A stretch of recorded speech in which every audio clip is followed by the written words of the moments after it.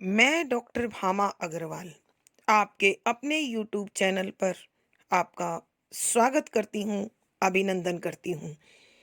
आइए प्यारे बच्चों, आज हम नई कविता के जाने माने सुप्रसिद्ध कवि श्री लीलाधर जगुड़ी जी द्वारा रचित कविता स्वतंत्र जुबान का अध्ययन करते हैं। यह कविता कवि के भावों को, विचारों को इस प्रकार प्रकट कर रही है कि समाज की एक अत्यंत विचारशील विचारधारा का उद्घाटन करती है। यहाँ कवि कहते हैं कि प्रत्येक व्यक्ति के पास उसकी अपनी एक स्वतंत्र वाणी है, अर्थात वो स्वतंत्रता पूर्वक बोलने के लिए अधिकार रखता है, मगर वह बोल नहीं पाता क्योंकि उसके व्यवहार और कार्यों में, अर्थात कथनी और करनी में जमीन आसमान का अंतर होता है। इस कारण वह अपनी वाणी को दबाकर रखता है और सत्य बोलने से डरता है, क्योंकि उसे मालूम है कि यदि वह सत्य बोलेगा तो इस व्यवस्था में कहीं न कहीं कोई न कोई झंझट, कोई मुश्किल, कोई परेशानी उसके लिए खड़ी हो जानी है। हम इस सत्य को जानते हैं और कहा भी गया है, ट्रुथ इज ऑलवेज बिटर। सत्य हमेशा चुभता है और इसी चुभन से दूसरों को बचाने के लिए और प्रतिक्रिया स्वरूप अपने लिए निर्मित होने वाले कष्ट से खुद को बचाने के लिए व्यक्ति वाणी तो रखता है, मगर न वो स्वतंत्र है और न वो सत्य बोलने की ताकत रखती है। कवि यह बात भी स्वीकार करते हैं कि जब जब व्यक्ति झूठ बोलता है, उसकी आत्मा उसे कचोटती है, उसका मन उसे प्रतिपल चिंतित रखता है, बार बार उसकी अंतर आत्मा उसे सत्य बोलने के लिए प्रेरित करती है, मगर आदमी ऐसा नहीं करता। मैं और एक आदमी हमेशा साथ साथ रहते थे, एक दूसरे के प्रति मित्रता के भाव का प्रदर्शन करते थे, लेकिन हृदय में वो मैत्री भाव नहीं था। इसीलिए एक दूसरे की हम जासूसी करते रहते थे, ताकि हम राज होने के कारण वह मेरे किसी राज को खोल ना दे और मैं उसके राज को कहीं कह ना दूं।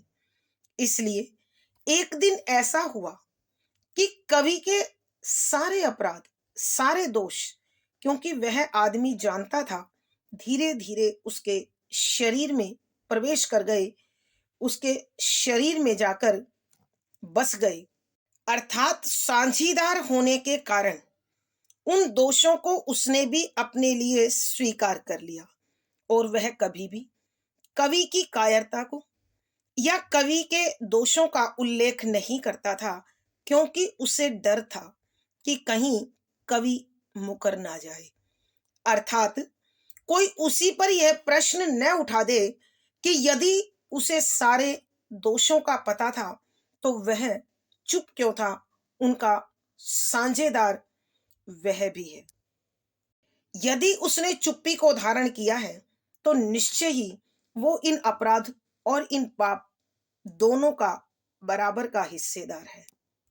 एक बार वह व्यक्ति कवि से इन विषयों में बात भी करना चाहता है, परंतु उसकी वाणी उसका साथ नहीं देती और वह अपने मन के डर के कारण सत्य नहीं बोल पाता और जानबूझकर उन सब विषयों से अनजान बन जाता है, क्योंकि अगर वह प्रश्न करता है तो स्वयं भी उन सब मामलों में दोषी पाता है। जब उस व्यक्ति के समक्ष अनेक प्रश्न उपस्थित होते हैं तो वह, अर्थात उसकी अंतरात्मा, उसे सत्य बोलने के लिए प्रेरित करती है, मगर वह कोई उत्तर उनका नहीं देता है। जब कवि भी उसकी जासूसी करने लगा, तो उस व्यक्ति ने एक रात उठकर चुपचाप अपने मन के सारे प्रश्नों को लोगों के कानों तक पहुंचा दिया। परंतु समाज के लोग तो पहले ही अनेक सवालों से इस प्रकार घिरे थे कि वो उन्हें अच्छी प्रकार सुन और समझ नहीं पाए। फिर भी लोगों ने मन ही मन विचार करते हुए उन प्रश्नों पर फुसफुसाहट शुरू कर दी, और धीरे धीरे वह सारे सवाल पूरे नगर के सवाल बन गए, जिसके कारण चारों ओर इन अफवाहों के कारण चारों ओर संदेह और शंका का वातावरण तैयार हो गया। उस व्यक्ति ने स्वयं यह महसूस किया कि इन सवालों के कारण वह और कवि दोनों बेचैन हैं। इसलिए वह व्यक्ति चुपचाप उठा, मगर वह व्यक्ति चुप रहा, क्योंकि उसे डर था कि कहीं इस घटना का सारा आरोप उसके ऊपर ना आ जाए।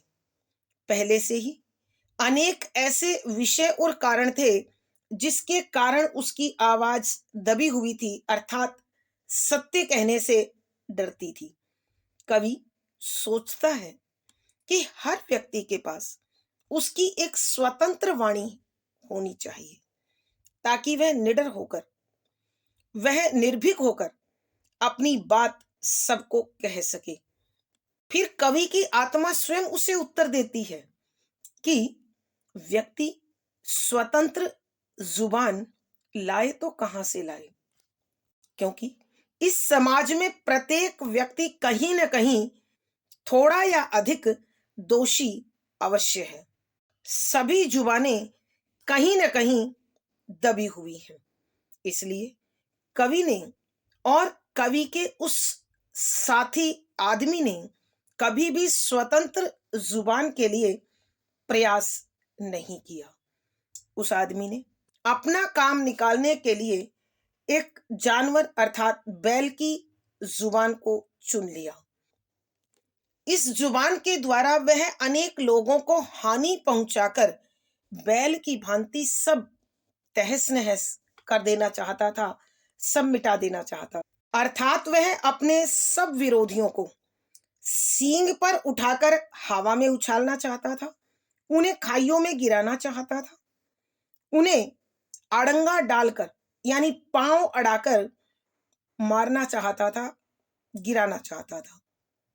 और वह अनेकों के सामने गंदगी फैलाना चाहता था, ताकि वह समाज को अपनी अंतर आत्मा को महसूस होने वाली बुराई का परिचय दे सके। और वह जानवर की भांति अपनी जीभ से चारों ओर जो संदेह और शंका का वातावरण उसने बनाया था, उसे वो चाट जाना चाहता था, परंतु वह कुछ नहीं कर पाया।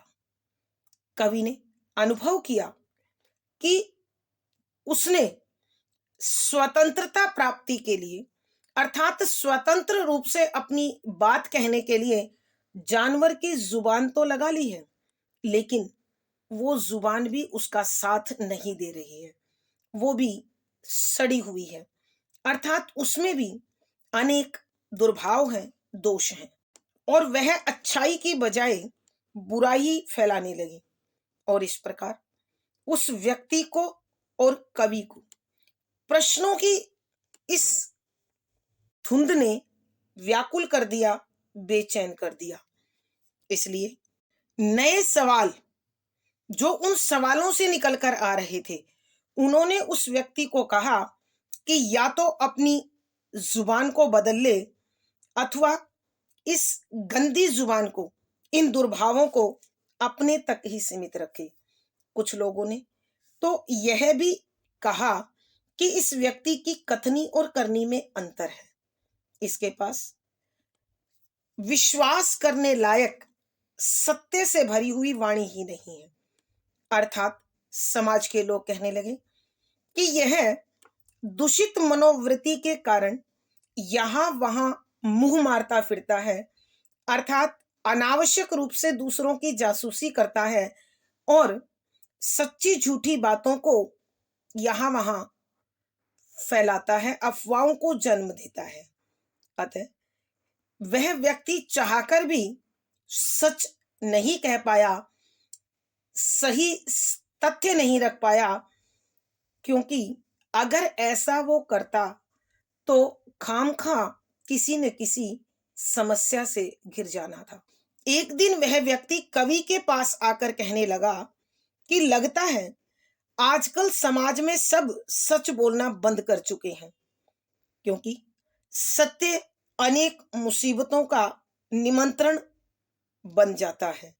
अब प्रश्न यह है कि आज हमें यह जानना बहुत जरूरी है कि हमारी सत्य से भरी असली जुबान कहाँ खो गई है।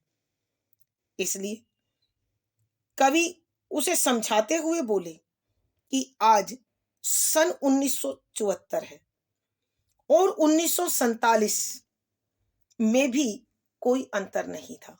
अर्थात यहाँ कवि राजनीति पर करारा व्यंग कर रहे हैं कि जिस समय देश स्वतंत्र हुआ तो देश की स्थिति और राजतंत्र उस समय भी विषमता से भरे हुए थे, और आज जब 47-74 बन चुका है तो भी स्थितियां ज्यों की त्यों बनी हुई हैं।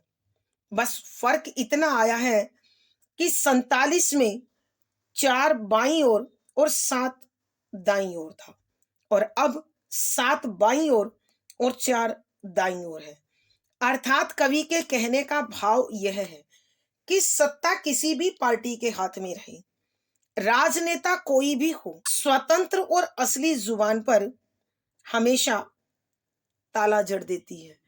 अर्थात संविधान से स्वतंत्रता प्राप्त होने पर भी सत्य बोलने की इजाजत किसी को नहीं है।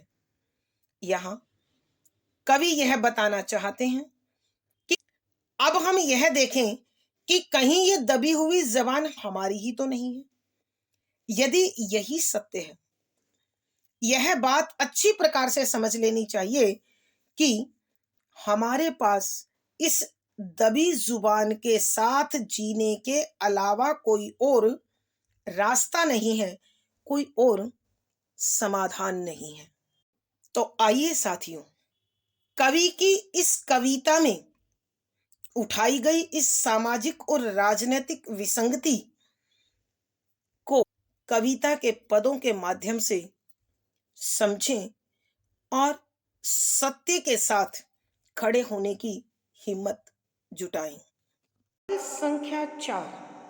जब कई सवाल उसके ऊपर से, उसके सामने से गुजर गए तो उससे रहा नहीं गया। मैं भी चाहता था कि हम दोनों उठें और इन सवालों के जवाब दें, पर मेरे पास कोई जवाब नहीं था। उसके पास क्या जवाब है, अब मुझे जासूसी करनी थी। प्रसंग प्रस्तुत पद हमारी हिंदी की पाठ्य पुस्तक समकालीन हिंदी कविता में संकलित नई कविता के जाने माने सुप्रसिद्ध कवि श्री लीलाधर जगोड़ी जी द्वारा रचित कविता स्वतंत्र जुबान से लिया गया है। संदर्भ, यहाँ कविवर मानव समाज की एक अत्यंत विचारणीय विसंगति, कथनी और करनी में जमीन आसमान का अंतर, इस विसंगति को उठाकर वो बताना चाहते हैं कि प्रत्येक व्यक्ति अपनी स्वतंत्र वाणी रखता है और स्वतंत्रता पूर्वक अपने विचार रखने का अधिकार भी रखता है, मगर दुर्भाग्य वह अपने व्यवहार और कार्यों में अंतर के कारण अनेक दोषों से, कमियों से, बुराइयों से घिरा हुआ है और सत्य बोलने से डरता है। और यह डर उसे प्रतिपल अंदर ही अंदर कचोटता है। यहाँ कविवर उसी कश्मकश का, उसी उलझन का, उसी असमंजस का जिक्र करते हुए लिखते हैं कि व्याख्या शब्दों के अर्थ आवश्यकता के अनुसार, जब कई सवाल उसके ऊपर से। यहाँ कविवर लीलाधर जगूड़ी जी बता रहे हैं कि वर्तमान समाज में कथनी और करनी के अंतर के कारण अनेक समस्याएं, अनेक प्रश्न उसे अंदर ही अंदर कचोटते रहते हैं और प्रत्येक व्यक्ति अपने दोषों पर नजर रखने की बजाय दूसरों के दोषों पर नजर रखता है, ताकि जब कभी कोई उसके बारे में सत्य कहे तो वह दूसरे के दोषों का जिक्र कर अपनी कमियों को ढक सके।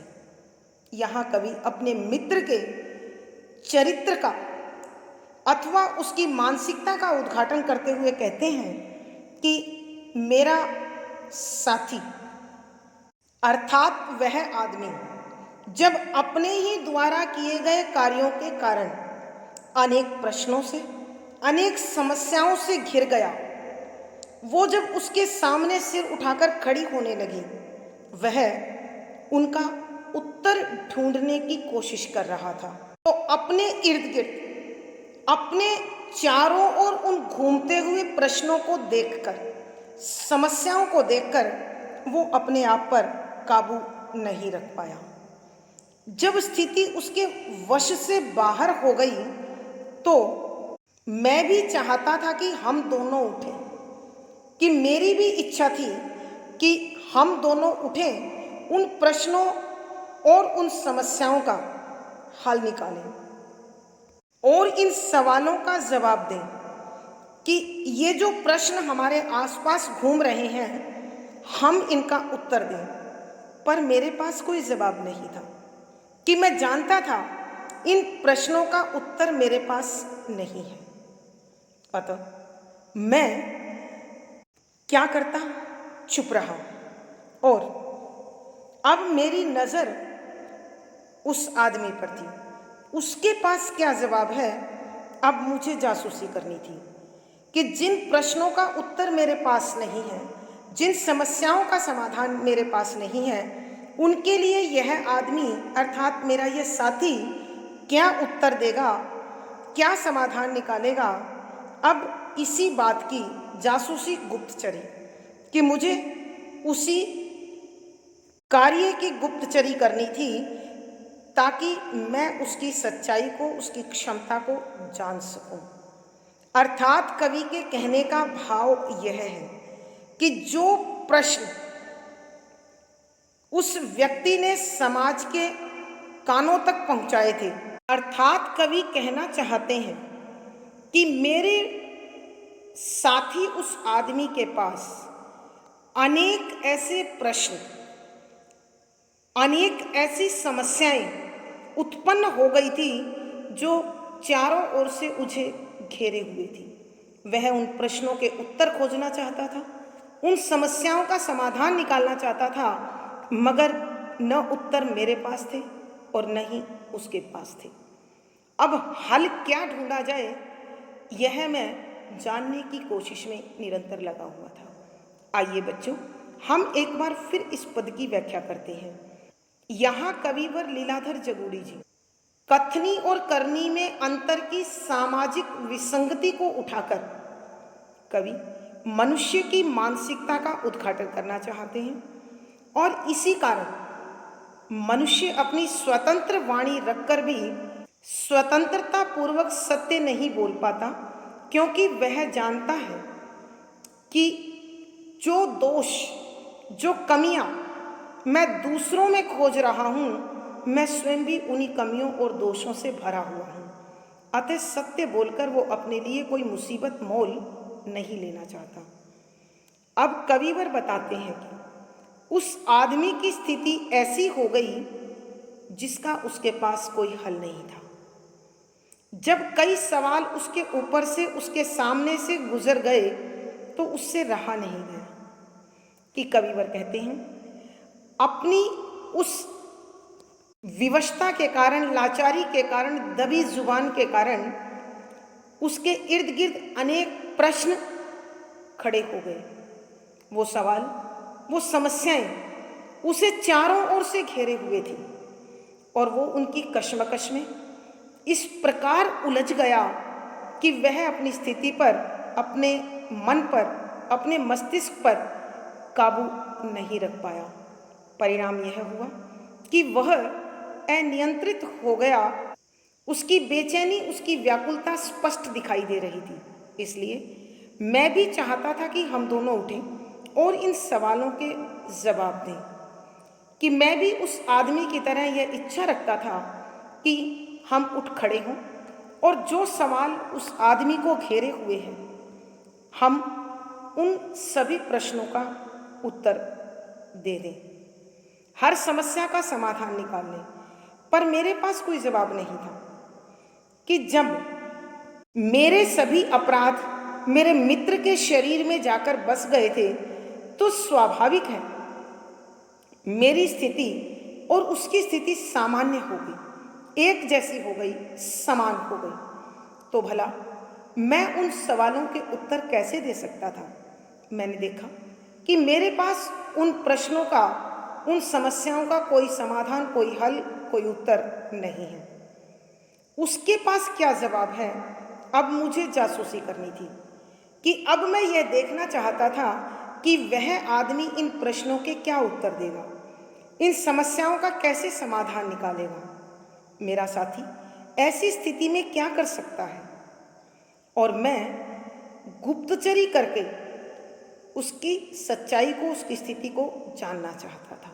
भावार्थ, कवि के कहने का भाव यह है कि मनुष्य अपने व्यवहार में दोगलापन लाने के कारण, कथनी और करनी में अंतर रखने के कारण अनेक स्थानों पर अपने आप को घिरा हुआ, विवश, लाचार, मजबूर महसूस करता है।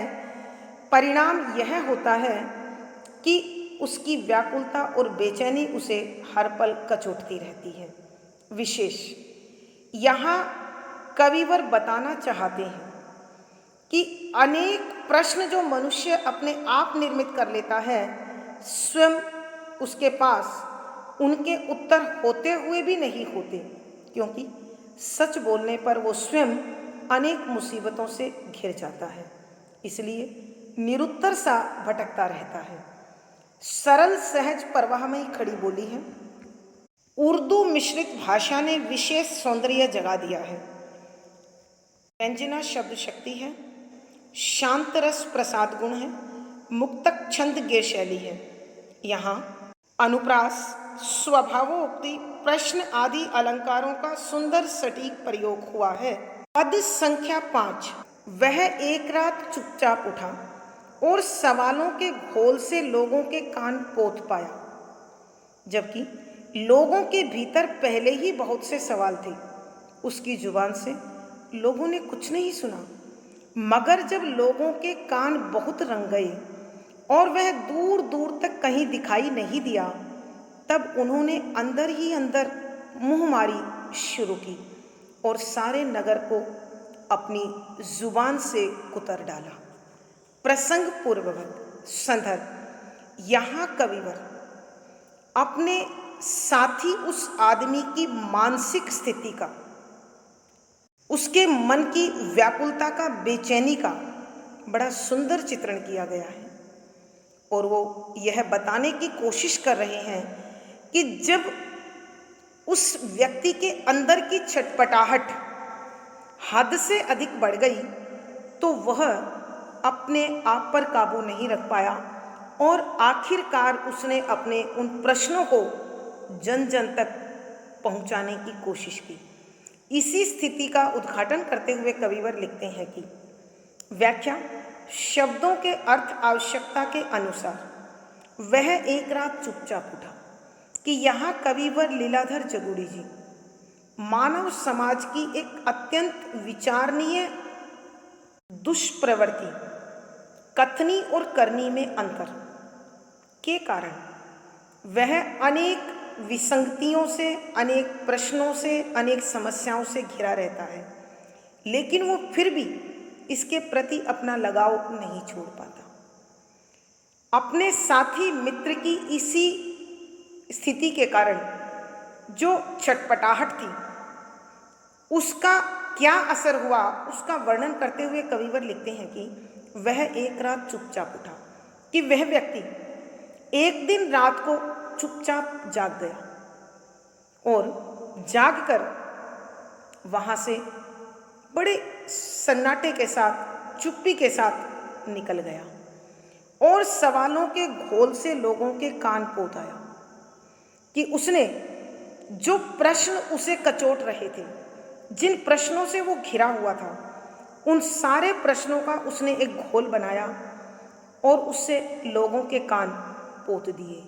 अर्थात कहने का भाव यह है कि उसने अपने सारे प्रश्न, उन प्रश्नों के कारण उत्पन्न समस्याएं एकत्रित की और अपनी उस छटपटाहट के साथ उन्हें लेकर वह समाज के अन्य लोगों के बीच पहुंच गया और उन्हें सबके कानों में डालने की कोशिश की, उन सबको बताने की कोशिश कर ली। लेकिन जबकि लोगों के भीतर पहले ही बहुत से सवाल थे कि जिन लोगों को वो बताने गया वो स्वयं उसी छटपटाहट से घिरे हुए थे, क्योंकि उनके अंतर में भी ऐसे अनेक प्रश्नों ने हलचल मचा रखी थी। अर्थात जिन लोगों के पास कवि का मित्र अपने प्रश्नों और समस्याओं के साथ पहुंचा था, वो लोग पहले से इसी प्रकार के प्रश्नों और समस्याओं से जूझते हुए छटपटा रहे थे। इसलिए उसकी जुबान से लोगों ने कुछ नहीं सुना कि वो अपने आंतरिक हलचल के कारण, छटपटाहट के कारण उसकी अर्थात उस आदमी की वाणी को लोग नहीं सुन पाए, बल्कि सुनकर भी वो अनसुना कर गए और कुछ ने उन पर ध्यान ही नहीं दिया, क्योंकि उनकी आंतरिक स्थिति उस आदमी की स्थिति को समझने में सहयोगी नहीं थी। मगर जब लोगों के कान बहुत रंग गए, यहाँ कवि बताना चाहते हैं कि बेशक लोगों ने उस व्यक्ति के प्रश्नों और समस्याओं की अवहेलना की, उन्हें नकारा, उन पर ध्यान नहीं दिया, लेकिन जब वही प्रश्न, वही समस्याएं बार बार उन लोगों के कानों तक पहुंचने लगे तो उनके कान इन्हीं प्रश्नों और समस्याओं से रंग गए। अर्थात अब धीरे धीरे उन सब का उन लोगों पर असर होने लगा और वह दूर दूर तक कहीं दिखाई नहीं दिया।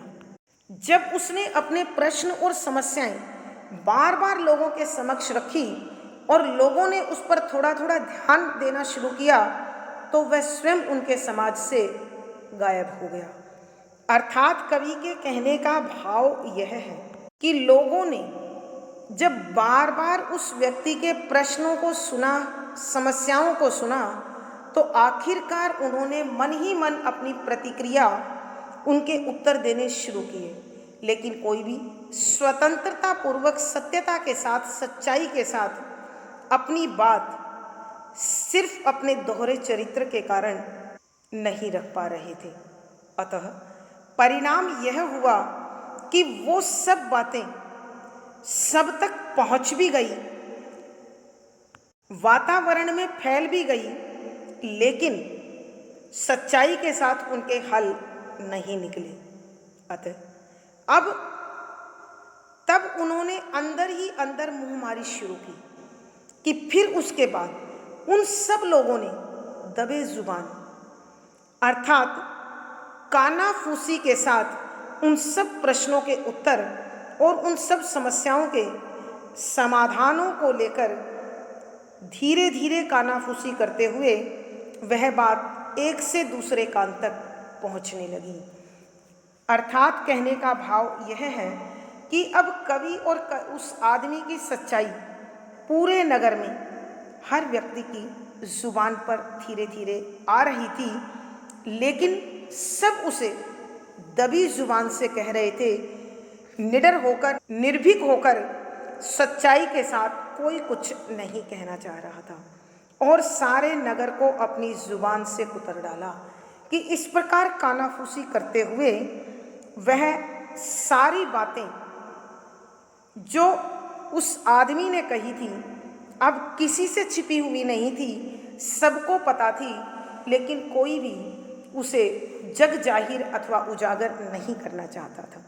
आइए बच्चों, इसकी व्याख्या हम एक बार फिर करते हैं। यहाँ कविवर लीलाधर जगोड़ी जी मानव समाज की एक अत्यंत विचारणीय दुष्प्रवृत्ति कथनी और करनी में अंतर के कारण जो उसकी अंदर की चटपटाहट, जो कश्मकश, जो असमंजस उसे तंग करती है, उसी स्थिति का उद्घाटन करते हुए कविवर लिखते हैं कि एक रात को जब उस आदमी की स्थिति उसके नियंत्रण से बाहर हो गई, वह उन प्रश्नों से घिरा हुआ, उन समस्याओं से घिरा हुआ छटपटाने लगा। एक रात वह चुपचाप उठा और अपने मन का बोझ, अपने पेट का बोझ कम करने के लिए चुपचाप समाज के बीच पहुंच गया और सवालों के घोल से लोगों के कान पोताया। और जो कश्मकश उन सवालों ने, जिन समस्याओं ने उसके मन में छटपटाहट बना रखी थी, वह अनेक लोगों के कानों तक उसने उन सबको पहुंचा दिया। जबकि लोगों के भीतर पहले ही बहुत सवाल थे कि समाज के अन्य लोगों की स्थिति भी कुछ इस प्रकार की थी कि वो स्वयं भी अनेक प्रश्नों से, अनेक सवालों से घिरे हुए थे। अपने प्रश्नों के उत्तर खोजने में वो इतने अधिक बेचैन, व्याकुल और भटक रहे थे कि उसकी जुबान से लोगों ने कुछ नहीं सुना, कि समाज के अन्य लोगों ने उसके द्वारा कही जाने वाली किसी बात पर कोई ध्यान नहीं दिया। अपने मन की छटपटाहट के कारण वो उस व्यक्ति की बातों को न सुन पाए, न समझ पाए और ना ही उन पर ध्यान दे पाए।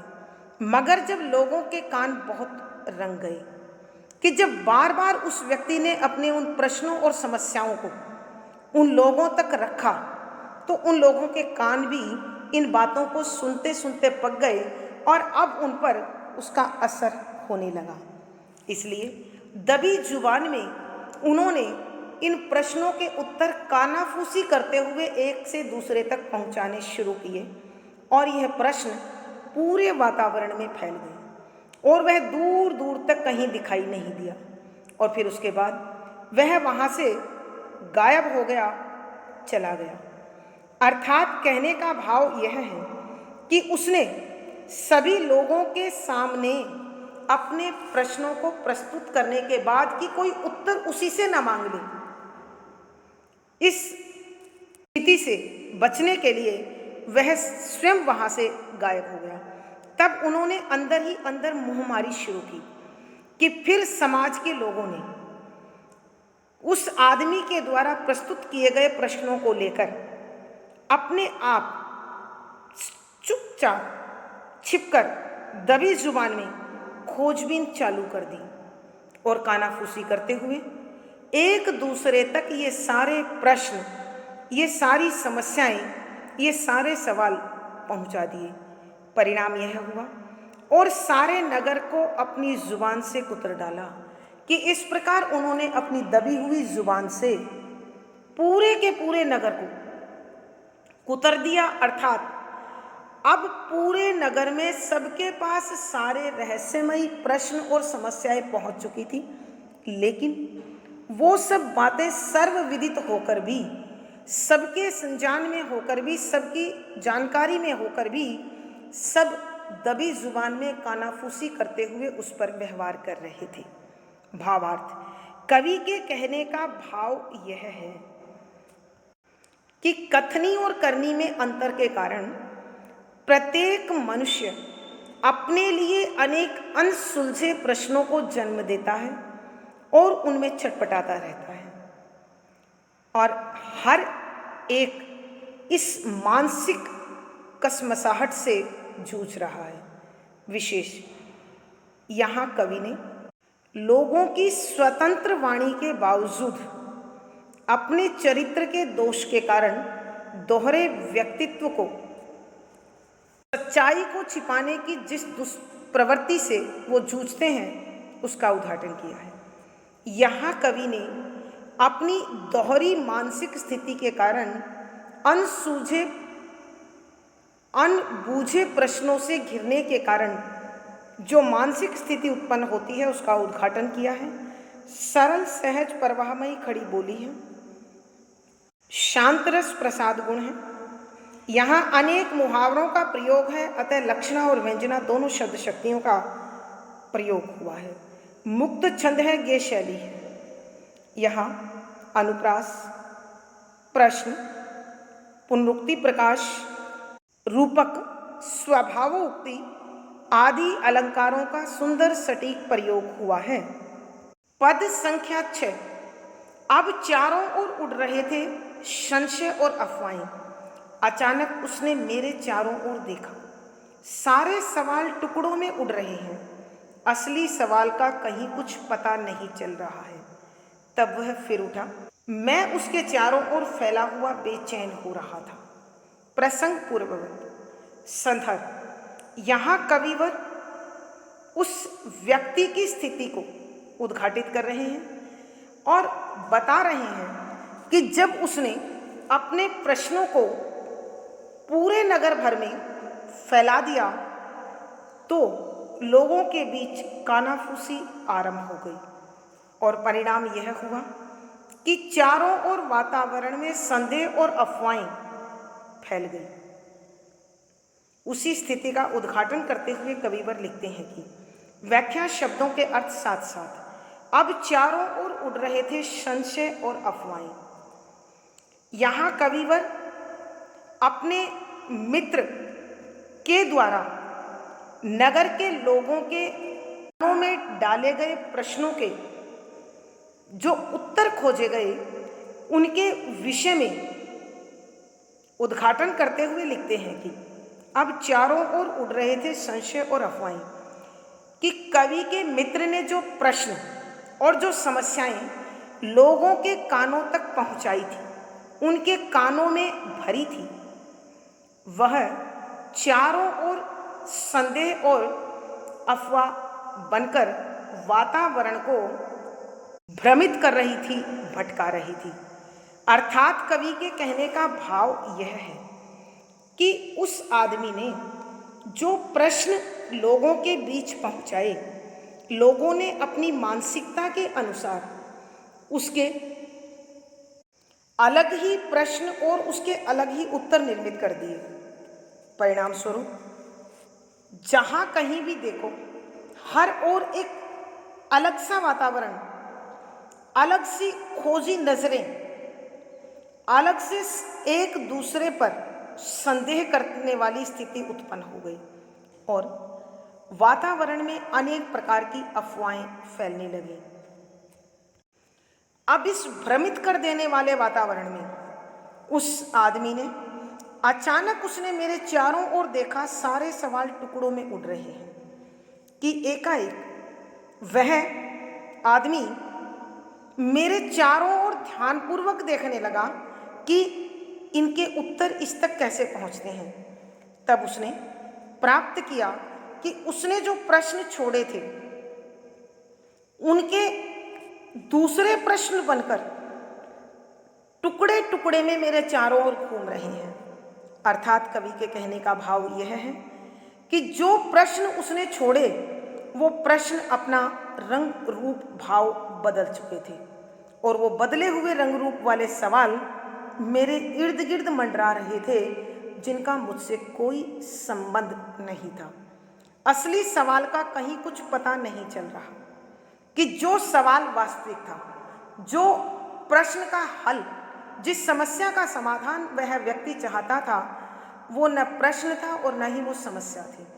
दोनों का मूल स्वरूप बदल चुका था, दोनों का वास्तविक रंग रूप बदल गया था और हर प्रश्न, हर समस्या अब एक नए ही स्थिति के साथ, एक नए ही रंग के साथ इधर उधर भटक रही थी। तब वह फिर उठा। मैं उसके चारों ओर फैला हुआ बेचैन हो रहा था कि इस स्थिति को देखकर, इस रंग को देखकर वह दोबारा उठा। तो कवि कहते हैं कि अब मैंने उसके चारों ओर फैली हुई चिंता, व्याकुलता, बेचैनी को बहुत अच्छे से देखा, समझा और महसूस किया कि अब मैं ही परेशान नहीं था, वह भी अत्यधिक परेशान था और इस स्थिति ने हम दोनों को व्याकुल कर दिया, बेचैन कर दिया। आइए बच्चों, हम एक बार फिर इस पद की व्याख्या करते हैं। यहाँ कविवर अपने मित्र की मानसिक स्थिति का उद्घाटन करते हुए कहते हैं कि जब उसने प्रश्नों और समस्याओं का घोल बनाकर नगर भर के लोगों के बीच पहुंचा दिया, तो लोगों ने उन प्रश्नों पर कानाफूसी और खोजबीन चालू कर दी। परिणाम यह हुआ कि चारों ओर वातावरण में अब चारों ओर उड़ रहे हैं संशय और अफवाहें कि अनेक प्रकार के संदेह और अफवाहें समाज में उन प्रश्नों, उन समस्याओं के कारण उत्पन्न हो गई है और सारे वातावरण को भ्रमित बना रही है, भटका रही है। अचानक उसने मेरे चारों ओर देखा, सारे सवाल टुकड़ों में उड़ रहे हैं। वह अपने उन प्रश्नों के उत्तर जानने के लिए एकाएक मेरे चारों ओर देखने लगा, तो उसे अनेक सवाल टुकड़ों में बटे हुए मेरे चारों ओर उड़ते हुए दिखाई दिए। अर्थात कवि के कहने का भाव यह है कि जो प्रश्न वह आदमी समाज के लोगों के मध्य छोड़कर आया था, लोगों ने अपनी परिस्थिति, अपनी स्थिति और अपनी मानसिकता के अनुसार उनका रंग, रूप, स्वरूप बदल दिया और वो किसी और ही रंग में मेरे इर्द गिर्द मंडराने लगे। असली सवाल का कहीं कुछ पता नहीं चल रहा कि जो वास्तविक प्रश्न था उसके बारे में तो अब कहीं कोई अता पता ही नहीं था।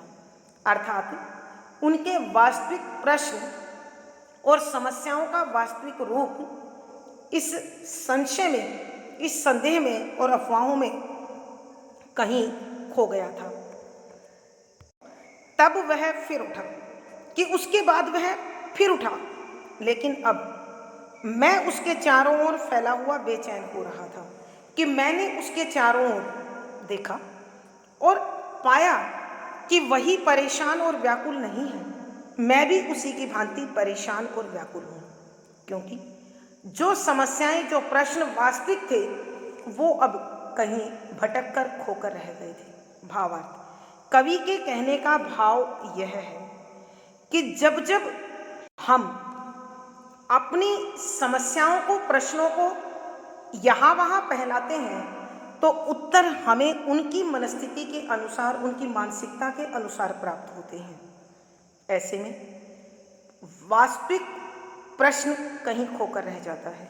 विशेष यहाँ कवि ने सामाजिक मानसिकता का उद्घाटन किया है। सरल, सहज, प्रवाहमयी खड़ी बोली है, व्यंजना शब्द शक्ति है, वीर रस ओज गुण है, लोगों की मानसिकता पर व्यंग किया गया है, मुक्तक छंद गे शैली है। यहाँ कारण, अनुप्रास, उल्लेख आदि अलंकारों का सुंदर सटीक प्रयोग हुआ है। आज की कक्षा में प्यारे बच्चों इतना ही। अगली वीडियो में फिर मुलाकात होगी। पिछली वीडियो का लिंक आपको डिस्क्रिप्शन बॉक्स में मिल जाएगा। आशा है पढ़ा गया विषय आपको समझ में आया होगा। अपने भाव व विचार कमेंट बॉक्स में लिखें। वीडियो को लाइक करें, शेयर करें और चैनल सब्सक्राइब करें। आपका दिन और जीवन मंगलमय हो, इसी शुभकामना के साथ आभार, धन्यवाद।